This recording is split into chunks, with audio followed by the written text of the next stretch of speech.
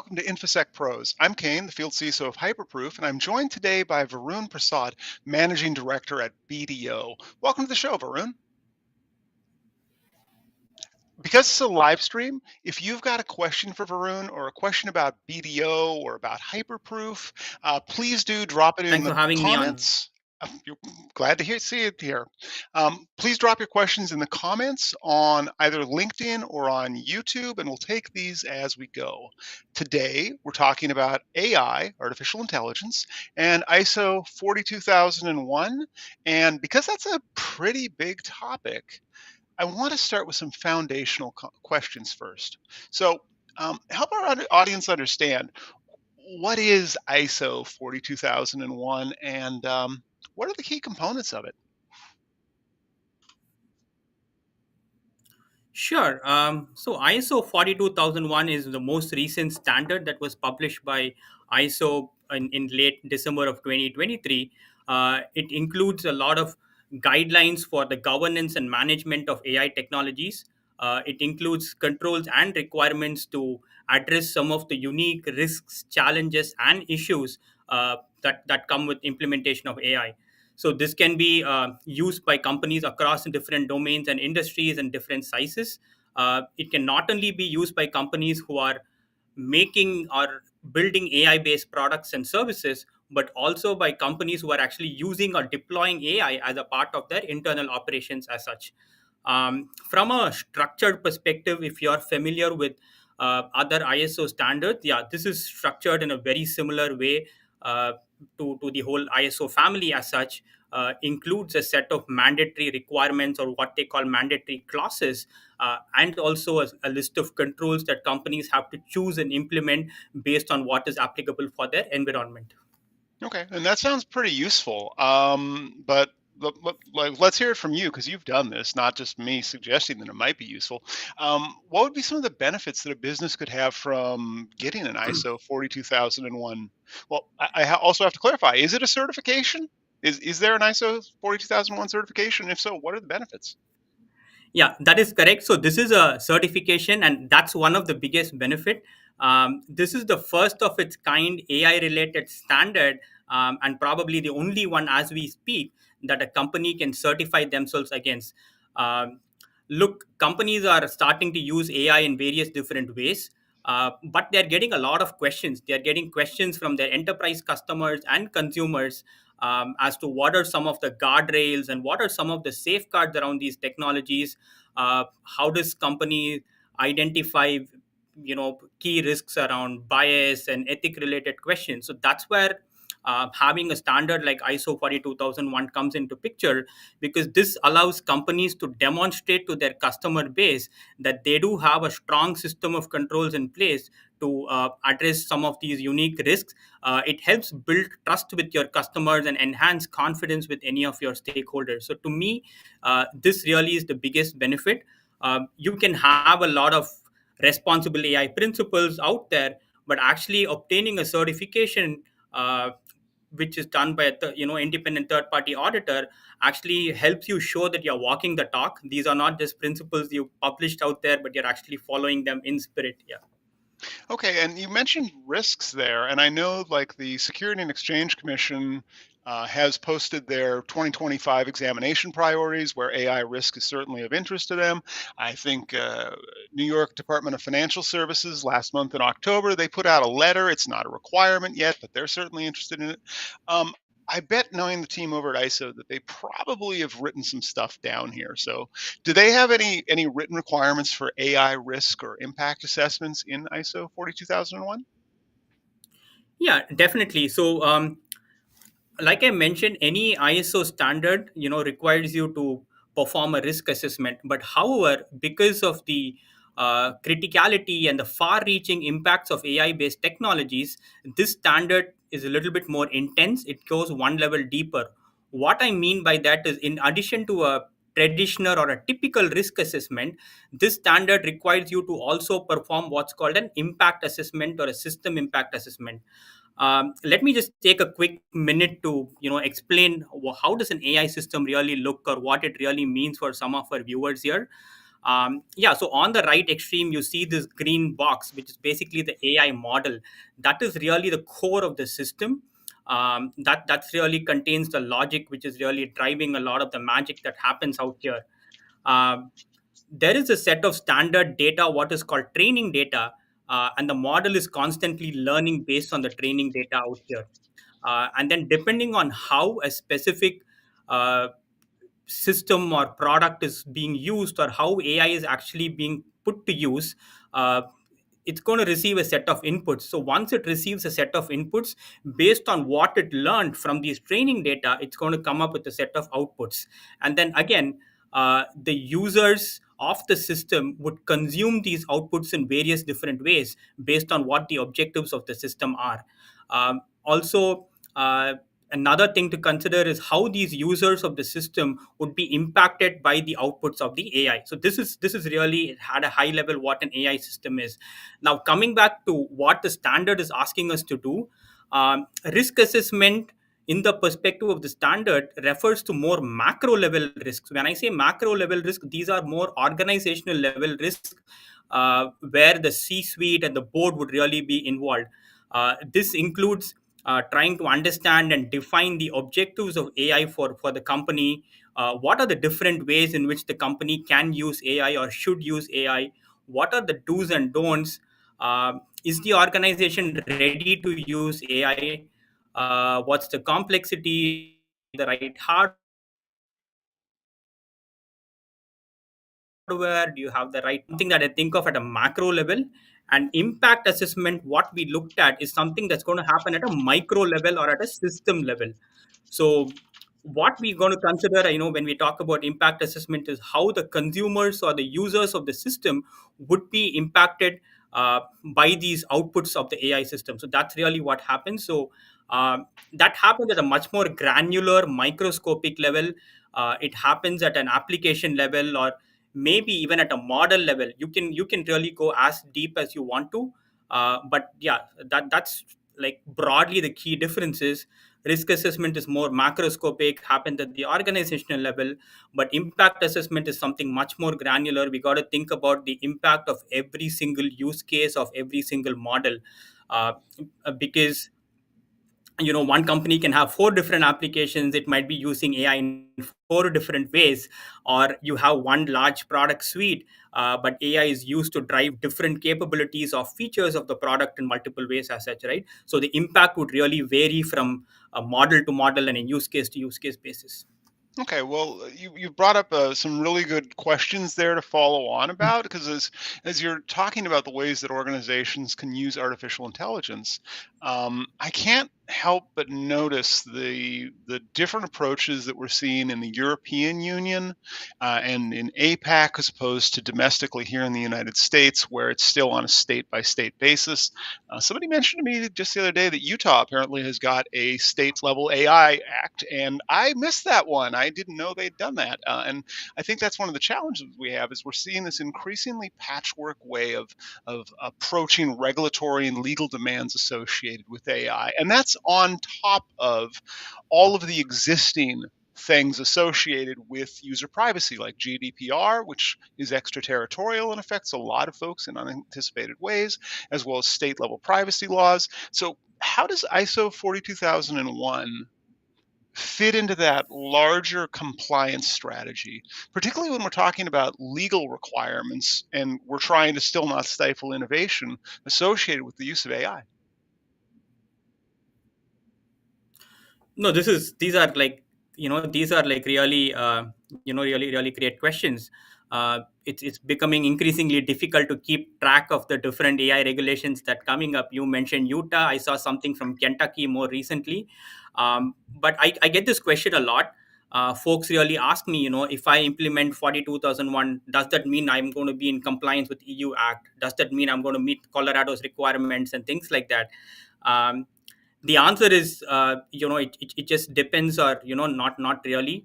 42001 includes a lot of baseline requirements, but over and above that, it really depends upon how strongly the controls are designed and the quality of implementation. However, I think implementing ISO 42001 is a great starting point. uh, because as we speak, there aren't too many benchmarks or reference frameworks out there for AI governance. Companies want to do the right thing. They're all looking to implement a system of controls. They're looking to implement some governance principles around AI, but they don't know where to start from, or where to go from. So under such circumstances or such a scenario, I think the 42001 serves as an excellent starting point. It's a great base, a solid foundation that companies should uh, begin their compliance journey with. Because I believe once you have a solid foundation or a solid base, depending on the unique requirements of a specific state or even a specific country, it's just all about considering and implementing what I call those incremental controls to meet a specific state's requirement or a specific country's requirement as such. But I'd like to think 42001 as your foundational base framework. Once you have this, the journey is going to become really easy. And it's going to give you a lot more confidence in your ability to meet any requirements that's going to keep coming up by the month. Okay, and I want to remind our audience as well at this point, this is a live stream. So if you have a question for Varun, or if you have a question for me, please do drop those in the chat on either LinkedIn or on YouTube, and we'll get them and we'll take them live and on the air. And Varun, as you were speaking, I did see an audience question come in, but I just want to go to something first, real briefly. ISO 42001 is one of many, and you were talking about controls and building strong controls. If a company's already got let's say an ISO 27001 certification, which everyone in cybersecurity just talks about quite a lot, and some companies even have. Is that going to help them? Are they going to be able to reuse some of the controls that they have there in place with artificial intelligence, or is this water and oil and they just have to start over? I think it's somewhere in between. I don't think they're completely far apart. At the same time, there isn't too much of an overlap. Um, Having said that, companies who already have a ISO certification, be it 27001 or a 9001 in terms of a quality management system, can develop what is called an integrated management system. So, which means certain requirements of the standard, like uh, doing the macro level risk management can be common at the company level, where you probably need to consider some nuances for AI, but it can still be a one time, like a single common exercise. The management review process can be similar. And then when you come into policies, I believe your organization would have already a lot of policies from a cybersecurity and privacy perspective. So it's just a matter of trying to see how to expand them, or rather enhance them, to include some of the specifications and some of the nuances that AI really brings in here. So what I really tell people is that, again, having 27001 is a great starting point, which means you already know what is ISO and what are the requirements of ISO. But again, just because AI is so different, and AI has so many nuances and so many unique aspects to it, there is a little bit of additional work required on top of what you already have to meet the specific controls of 42001 as such. Yeah. Okay, now I want to bring in that audience question and double click on this one just for sake of clarity here. And the audience question is, what challenges could organizations face in aligning their controls with ISO 42001, and how can they be addressed? And I want to just add a little more on that. Like if you talk to folks these days, they've all got their SOC 2 Type 2, many have their ISO, some of them claim that they have NIST certifications, and I sure would love to see those because they don't exist. But what are the challenges that companies are going to have in actually aligning their controls back to ISO 42001? Is it a big gap analysis that has to happen first, and then what happens next? Um, Definitely, yes. A gap analysis needs to happen. Like I said, uh, having a SOC 2 or having a good foundational base from a cybersecurity perspective is a good starting point. But a traditional cybersecurity or privacy related certification does not look into aspects like bias, ethics, or transparency and reliability kind of factors. These are all unique aspects or unique factors that we are now starting to think because of what AI can do or what AI can bring in. So even though there might be a strong system of controls, uh, I mean, it's difficult to put a number or quantify that, Hmm. but there is going to be a little bit of handful of extra controls or handful of extra effort that will be required on top of what we already have to meet the requirements of 42001. Uh, because I think data management, data governance, all of these become very important and cornerstone of our AI management system. So I don't think some of these traditional controls would already be there as a part of SOC 2 or as a part of 27001. So for sure, there will be a little bit of an incremental effort. And to your point, yeah, a gap assessment is probably the best way to start. Again, having any of these other certifications is a good starting point. I think from a, to again go to the specific question, from a challenges perspective, organizations need to define their scope. They need to define what are their AI objectives. AI is a broad field. Actually, it's a broad field. It has so many different use cases and applications. So what are the specific ways in which a company wants to start using AI? And then start small and continue to build on that is how I usually recommend people. Yeah.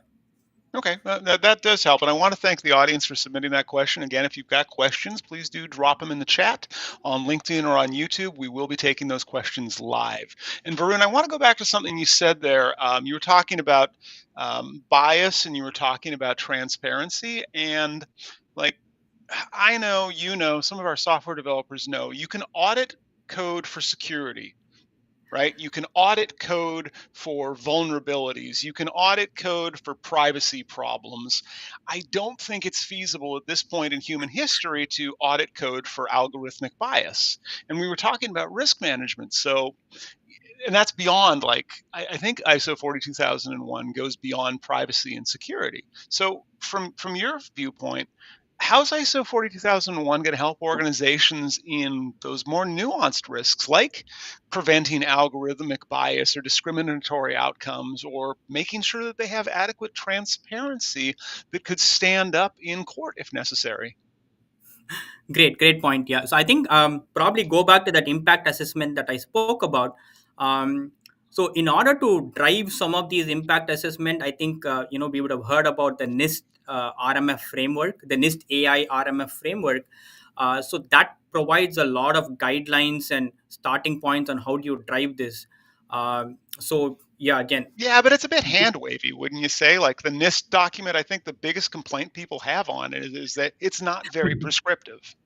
absolutely, yeah. That is not very prescriptive, and I think that's 42001 does include a system of prescriptive set of controls that companies can take and implement. Again, maybe not all of those controls would apply based on a company's use case or based on how a company is using AI. Uh, yeah, one good thing about, as I mentioned earlier, is that 42001 does come with a set of controls or a control library, if you will, and some of these controls are prescriptive in nature. So which means uh, you could actually go through them and see what really matters. So there are controls around data governance which are very important in order to help us address any risk related to bias. Now there are controls around monitoring or logging that will help us probably address some of the risk related to transparency or explainability. So that's what I was referring to, some of these newer types of controls which you would not find in your NIST cybersecurity framework and things like that. That is going to help us address these newer challenges and newer issues that AI is coming to fore. Yeah. Okay, I think that helps. And we do have another audience question as well here.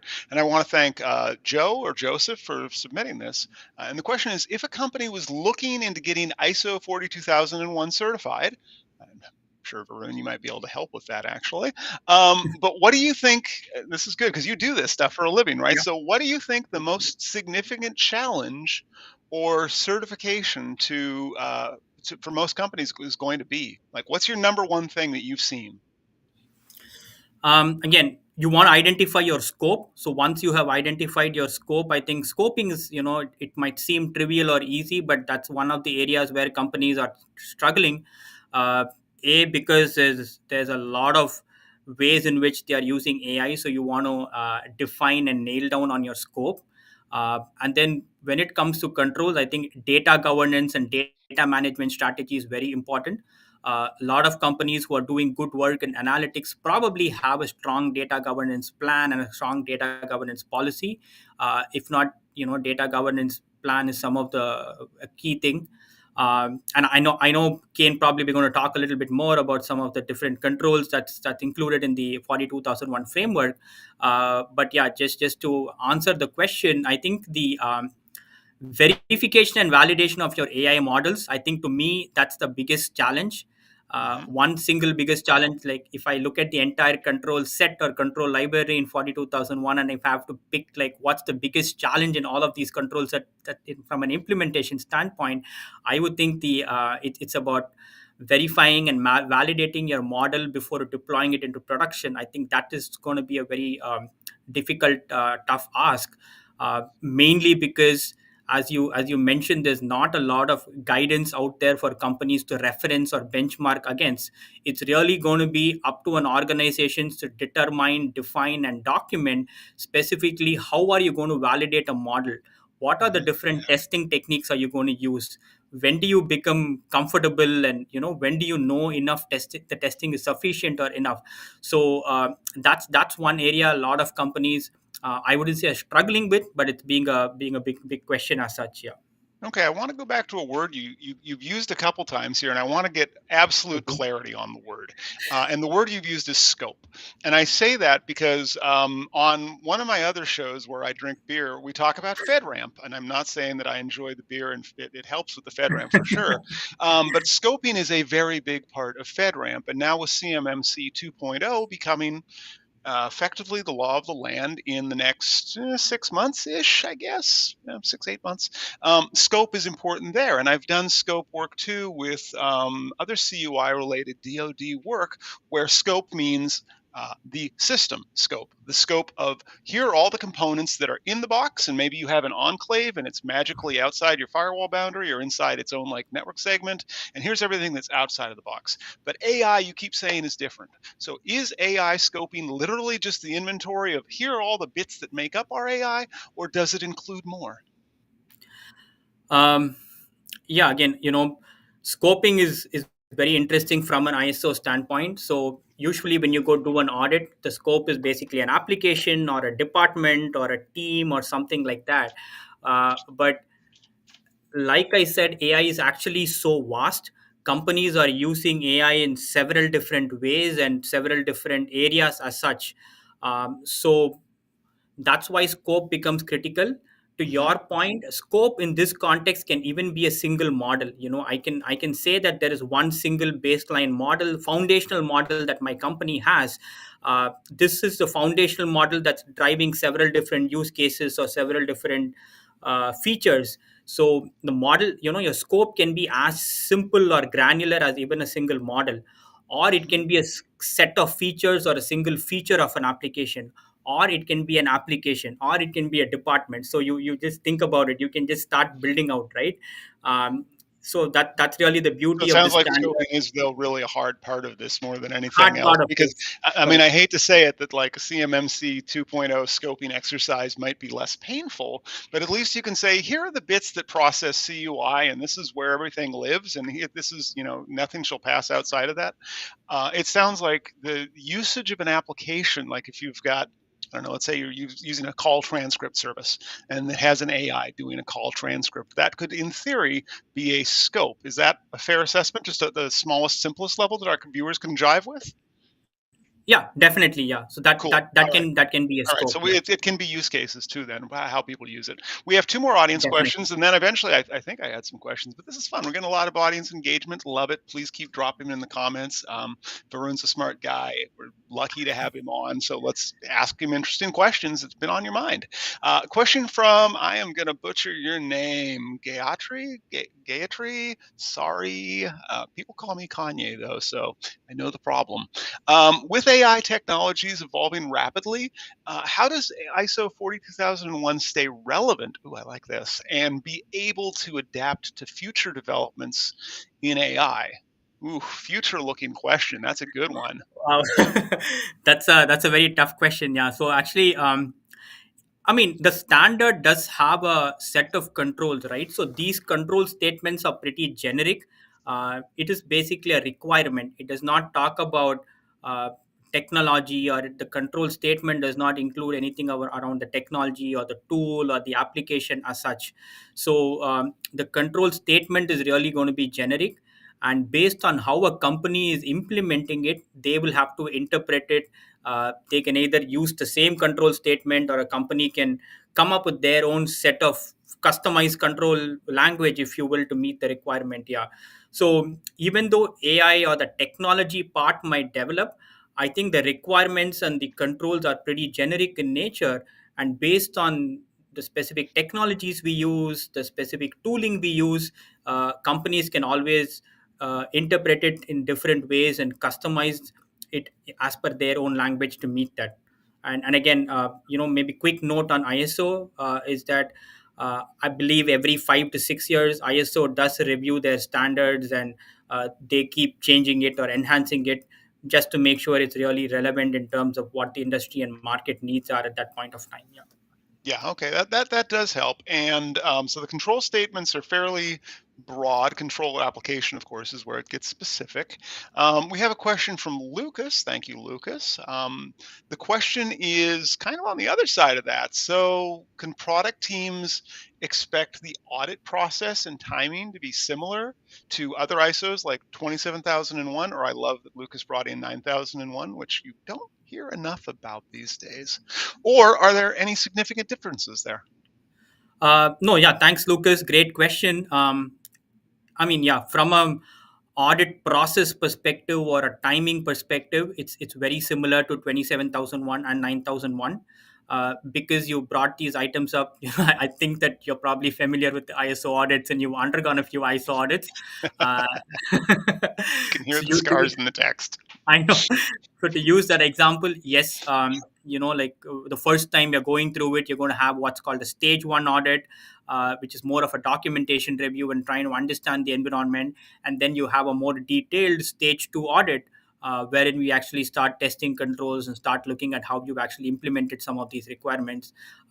Yeah, and the timing should be very similar to what you probably experience with some of these other ISO audits. Yes.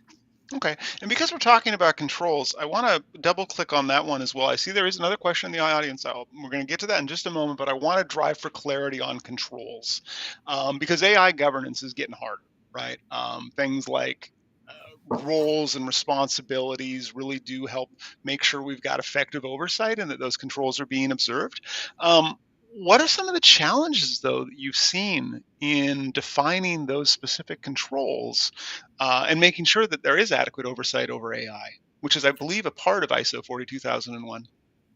Yeah, thanks for asking that question. So, yeah, having the right roles and responsibilities, making sure we have the uh, personnel with the appropriate skill set and competencies to work on some of these complex areas is a very key requirement, or in fact, a mandatory requirement of the 42001 standard per se.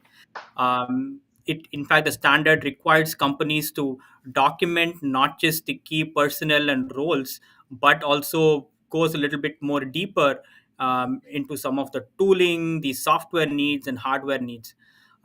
So the way companies have been managing AI governance to provide oversight is kind of interesting. There are many different flavors I'm seeing in the industry.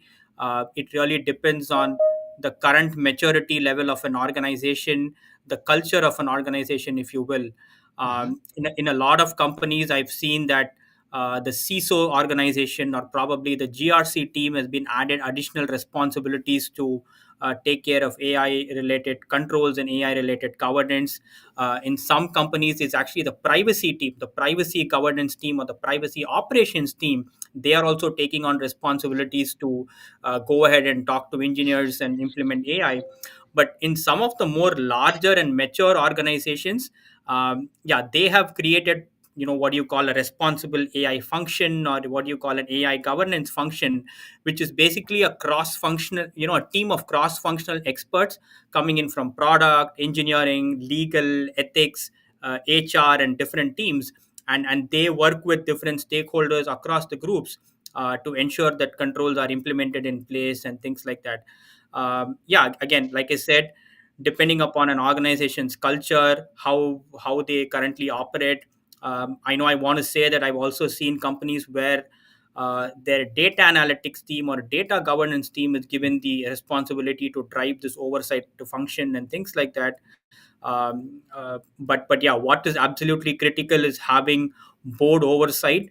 I think the role of the board of directors or the role of the board becomes very much more critical uh, with AI coming into picture, and because of the far-reaching consequences of AI as such.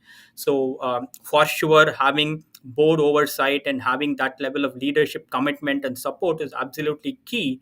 But again, on the ground level, to drive some of these controls, to drive some of these impact assessments that we talked about, yeah, it again, it done differently in different organizations, I would say. Yeah.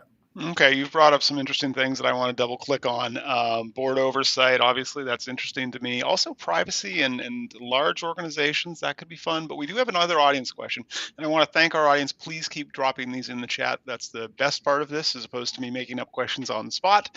So this question comes from Sanjana, and the question is, what are some of the methods for conducting a gap analysis to identify the areas of non-compliance with ISO 42001 standards? Yeah, great question. Thanks for that. So, a gap assessment is also what we call the readiness assessment in the audit world. So, this is basically, we take the 42001 standard requirements and set of controls in the 42001 as a starting point. We try to talk to an organization, try to understand what policies they already have in place, what processes they have in place, what are the existing controls that may already be out there, and compare it with, and try to probably map it with, if I want to simplify it, try to map it with or compare it with what are the control requirements that the standard requires you to have in place. And that's when we determine where exactly the gap is. And the ultimate goal of this exercise is to make sure, if a company is really ready to get 42001 certified.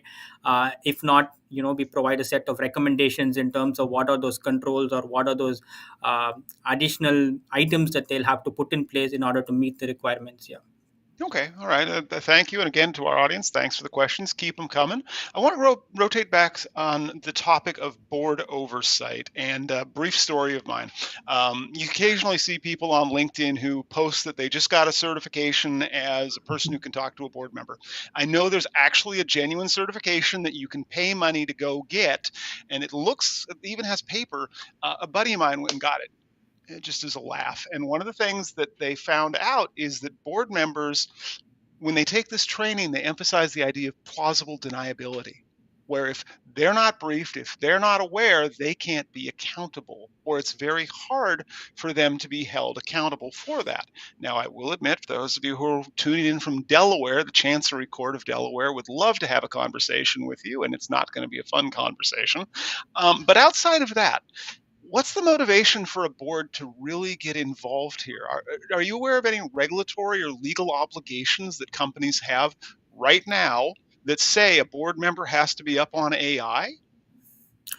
Um, no. So, to my knowledge, there isn't a legal requirement or regulatory requirement yet that says a board member should be involved in this. But I'll tell you a couple of reasons why a board member has to absolutely be involved. Because we've seen that the different ways in which companies can use AI.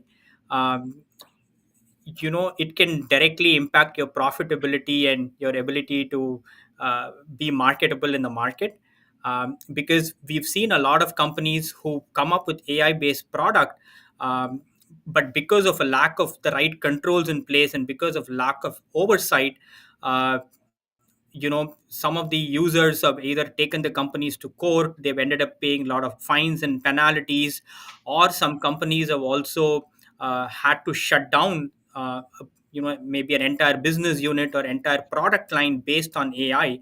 And that's because these products were not built with the right controls in place, the right questions were not asked. So yeah, the way you use AI has a direct impact on your profitability, your brand reputation, and goodwill in the market. That's the first one. And the second one, as we spoke a few minutes earlier, there are just so many new laws and regulations that's coming up, right? So depending on the jurisdiction in which a company is operating, a company is bound to comply with some of these laws and regulations. So as a board member, you do have some fiduciary responsibility in that perspective to make sure that the company is actually in compliance with all the laws in the region or jurisdictions they are operating. So to me, these are two really big reasons why board members should get involved.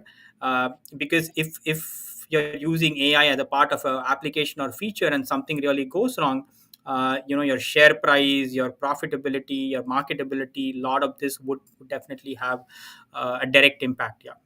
Okay. Well, thank you. And just as a standard disclaimer at this point, neither Varun or I are attorneys. Yeah. At least I don't. I know I'm not. You're not, right? Too? I'm not. Yeah. I'm not either. Okay. Yeah. Cool. Neither of us are attorneys. This is not legal advice. Please go talk to your counsel about anything that you hear on this podcast, because they probably know more than we do. But I want to go back to the topic of jurisdictional topics. Something that I keep seeing about AI is ultimately it all comes back to GDPR, which is just the gift that keeps on giving. Like for a while there, we thought GDPR was just we needed to email people that have a cookie banner. And then eventually we needed to give people terrible cookie banners. And then we needed to make a Chrome plugin that clicks through those terrible cookie banners. And that isn't what the intent of GDPR was. And knowing that it's an extraterritorial provision that says, look, if you've got, or if you're processing EU member state of a citizen's data, you need to be able to follow some things, including right to be forgotten. And I know that that probably affects training data, or it also probably affects user interactions with AI. Does ISO 42001 give companies some way of helping with the privacy requirements under GDPR, or is that something that's held separate? So I think privacy is inherently involved with AI. I think any discussion about AI is incomplete if we don't talk about privacy. But having said that, the 42001 standard in itself does not include any privacy specific control or a privacy specific requirements. But however, to your point, a specific company's privacy obligations or privacy commitments significantly change or significantly impacted if they are starting to use AI. And that's why Hmm. I said that if we speak about AI, privacy is kind of part of the same sentence, and we do really need to consider the risks as such. Again, privacy is a vast topic, and AI, the use of AI can impact privacy requirements or privacy controls in several different ways. But probably there are two quick things that I can touch upon. One, yeah, as you said, training data. Training data is a very important piece for any AI system. So the training data that is being used, uh, we need to have the appropriate consent, and it needs to be collected based on lawful basis as such. We hear of many companies using web crawlers, which is going and scrubbing random data from multiple websites, and we hear that's being used for training. I don't think that's a very good privacy practice. So from a privacy perspective, we want to make sure that we have the appropriate consent and it's collected the right way. Hmm. Secondly, like you mentioned, data subject rights. That is very, very key. Um, in an AI system, personal data can be in multiple places. Yes, it can be a part of training data. You can have metadata, which is part of some AI monitoring system. You can have probably some personal data which is as a part included as a part of your model output. So whenever we have a request from a user, uh, for data deletion or from a right to be forgotten perspective, we want to make sure that data is actually scrubbed and deleted from all of the different sources. So in order to do that, uh, having a log or account of your data is very, very important, right? Like you collect data from your source. As a part of training data, you want to have an account of what really happens to the data through the life cycle, so that whenever you receive right to be forgotten request, we can ensure that data is actually deleted from all of the different sources. Another quick thing that I'd like to touch upon, I talked about consent. In the context of consent, users can also opt out. Like, for example, I can go to a specific website and I can opt out from my personal data being used for a training purposes.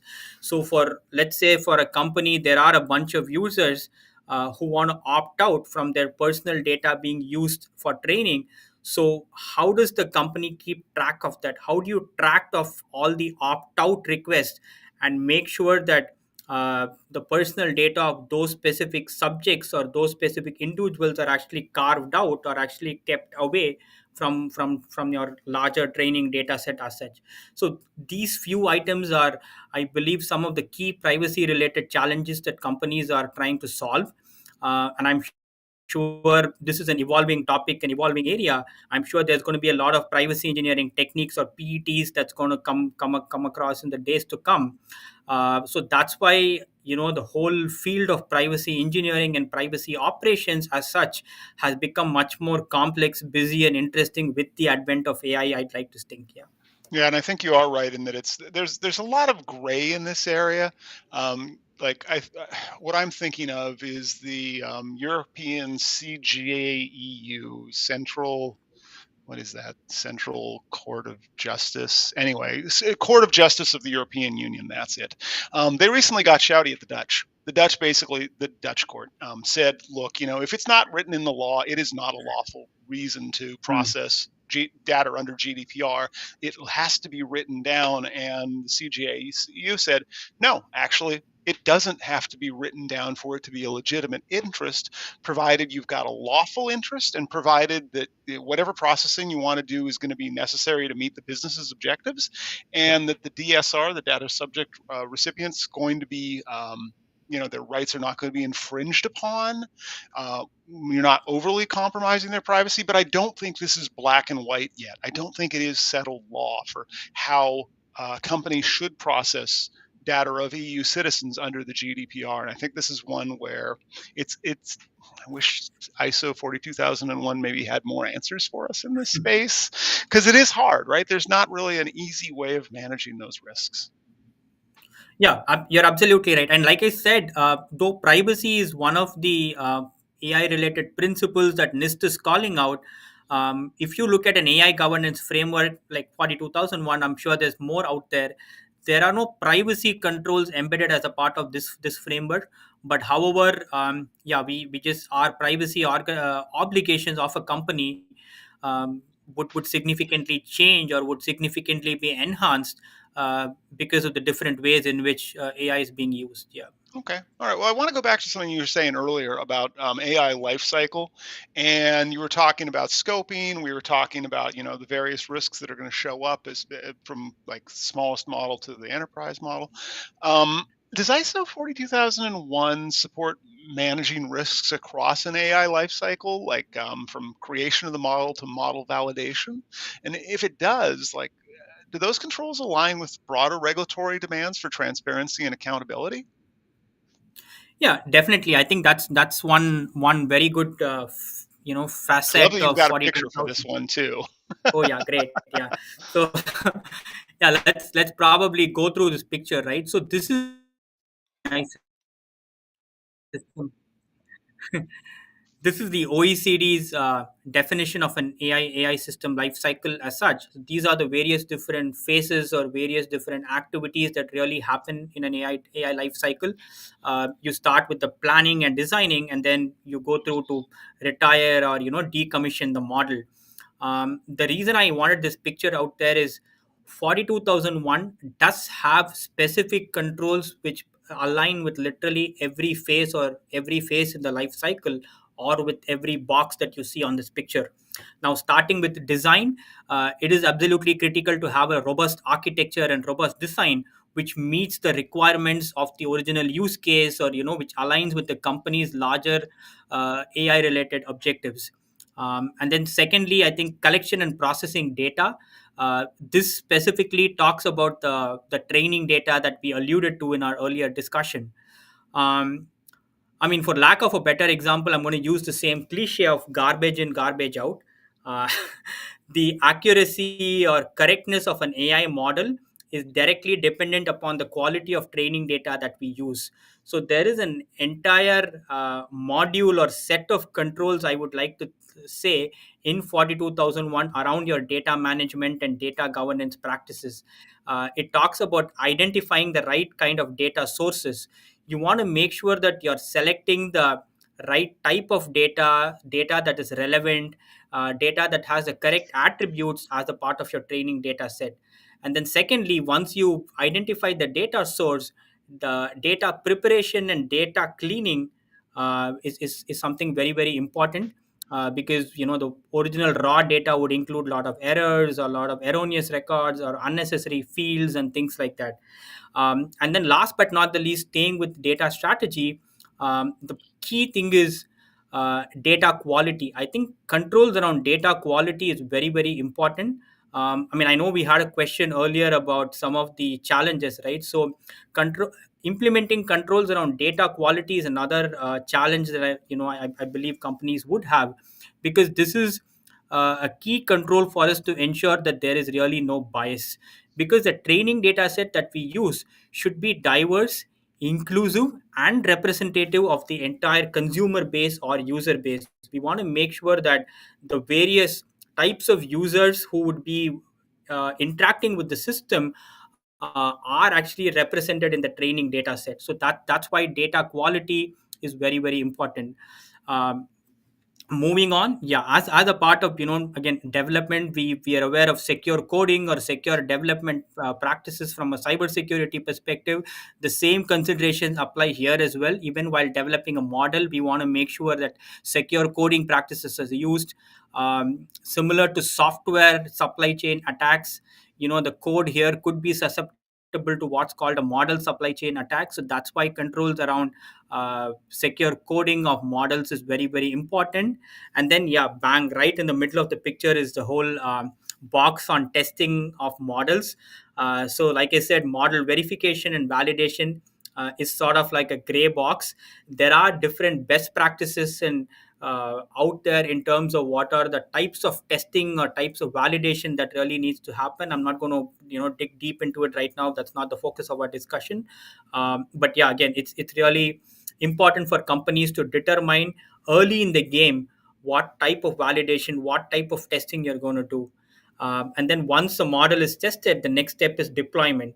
So during the deployment strategy, um, we've heard that humans need to be involved in the AI development, right? These days, with a lot of automated CI/CD pipelines and automated CI/CD processes, uh, because of the risks of AI, it's important to what they call human in the loop. So human in the loop is a key control, and I really think that at the deployment phase is where a human really needs to be involved, to make sure and control the deployment, and also to roll back and uh, take back any of the features that did not go well. So in the deployment process, having human involvement and human oversight is very, very critical, because of the risks and dangers of AI, if you will. Again, coming to the right extreme of the picture now, once an AI model is deployed, we need to continue to monitor it. I know we talked a little bit about monitoring earlier as well. So, monitoring an AI model is very important to see and catch any errors, any mistakes, or anything really going wrong in the system. So, the strength of the monitoring processes is very, very important in the context of AI, more than any traditional application as such, if you will. And then, yeah, last Okay. but not the least, yeah, it gets done. Yeah. Yeah, and I want to double click on that one around monitoring. But before then, we have an audience question, and you kind of talked a little bit about it. So, what implications does ISO 42001 have for supply chain management? Um, yeah, again, you know, where is AI being used in supply chain management? I think if that's the question, it really depends on that. So on AI, so in a supply chain model, or in as a part of your supply chain processes, way. And depending on that, I think that's where 42001 really helps you manage the risks around that. Yeah. And I think you might have broke up a bit there, Varun. Could you just say that one more time for the audience question about the implications of ISO 42001 for supply chain management? I don't know if it's like software supply chain or traditional supply chain with like cranes and forklifts and whatnot. But what does ISO Yeah. 42001 So have to say again, about it? yeah. So again, to your point, yeah, from a software supply chain perspective, the traditional risks of a software supply chain does apply to 42 for an AI model development as well, because there are a lot of third party libraries and third party code that can be leveraged as a part of it. So 42001 does not have a specific requirement for software vulnerability management or for software supply chain. Control wordings are quite generic. Hmm. Um, so you do have processes for secure coding and secure development, and that's where I've seen companies uh, include various types of model scans and model library scans and things like that to take care of that. Yeah. Okay, but it's not inherent in ISO Correct. 42001 There is no methods. inherent Okay, requirement that I that's need to good to know. scan my code as such. Yeah. It's probably still a good idea, though, I think, coming from a security background.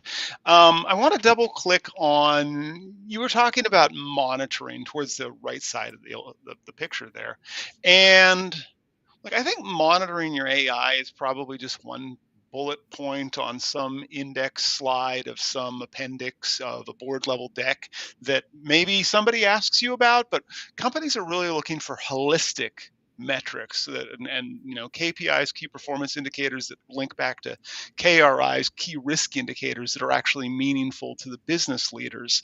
Are you seeing anything in companies that have adopted ISO 42001 where they're making a more holistic measurement of their use of AI? And that could be things like, I don't know, the number of security incidents or user feedback to get a more comprehensive lens on how effectively their organization is using AI? No, absolutely. I think monitoring in the context of AI has a completely different meaning. It's a different connotation, if you will. Here, when we talk about monitoring and when we talk about typical KPIs, we are looking for specific parameters like accuracy of the output, precision of the output. What is the reliability of the output? Uh, we are looking for specific metrics like bias. Uh, Algorithm drift and things like that. So just like how you have like SIEM tools or a cloud security posture monitoring tools, in the world of AI or for the context of AI and models, there are several exclusive model monitoring tools as such.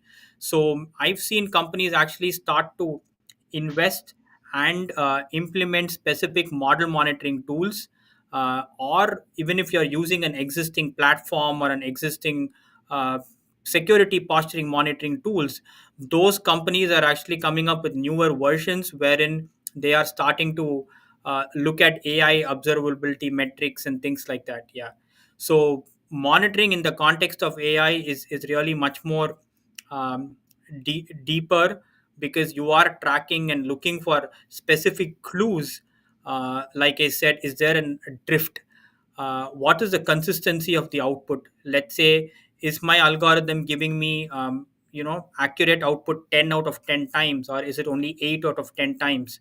And various different things that you're trying to do.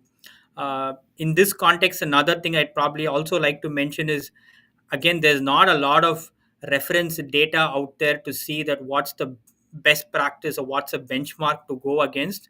So companies are actually trying to uh, take a library of metrics out there and refine it to see what's the best one for their environment as such. Yeah.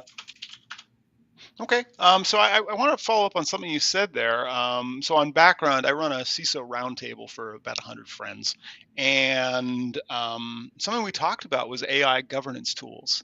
And a lot of my friends who were CISOs at some fairly large companies as well as some startups, a lot of them have looked at the AI governance tools, the AI monitoring tools, and when they've pulled back the covers, they've said there's just not a lot of there there? Like it seems very, it's either very hand wavy conceptual, or it's pre-seed stage companies, or it's very like they're trying to call CPSM to be AI monitoring. Are you saying you've actually seen legitimate tools that can effectively help a company manage and monitor their AI system health beyond like the standard gauges of like, hey, we're running out of GPUs, or, hey, we're running out of disk space, but actually monitoring for compliance or for risk associated with the use of AI? So I've seen tools that track metrics like accuracy, drift, and bias. But Okay. again, I'm not going to say if, those companies are good enough, or are they good. But to That's your encouraging point, though that you're seeing that they're existing. Like you're providing a different view than I heard from everyone I know. correct. Um, Again, I'm not taking a specific company or vendor's name, but another popular thing I'm seeing is people use AWS SageMaker. AWS SageMaker is a managed AI modeling service from Amazon. It's a AWS service. So AWS SageMaker comes with certain inbuilt monitoring capabilities or certain inbuilt services for monitoring. So for companies who are probably not confident or not able to invest in implement any AI specific tools, I know a lot of them are actually using AWS SageMaker's managed services to monitor AI. So I believe that can really be a starting point because, I mean, as we know, a lot of companies are on the cloud, and anyway, their infrastructure or their environment is hosted on AWS. So it just makes it easier for them to make use of another AWS service called AWS SageMaker, and that's something they're using. But yeah, when we talk about specific AI monitoring tools as such, most of them are like, yeah, still early stage startups and yet to make a big name. But again, come on, this is a very very evolving field. That's It's true. continuing to grow. Yeah, so there's not much. Yeah. All right, final quick question for you. If people want to know more about ISO 42001, where can they go to find out more? Sure, I think the 42001 standard as such, it's a paid thing out there from ISO. But however, uh, from BDO we have a lot of thought leadership. I know BDO and Hyperproof are collaborating to come up with some kind of a ebook that customers can leverage, which gives a complete breakdown and a detailed understanding of the different clauses and controls that's going to be there in the 42001. So yeah, these are really good resources. Folks can refer to and get started with. Yeah. Fantastic. Really love that. And with that, I want to thank you for being on the show today, Varun. If you're watching this out there and you know somebody who we should have on the show, or alternatively, if you're that person who we should have on the show, drop a note in the comments or just DM me directly on LinkedIn. With that, Varun, I really want to thank you again for joining us and sharing your knowledge. And I want to thank our audience for tuning in today's live stream. Thanks, everyone. Thanks, Kane.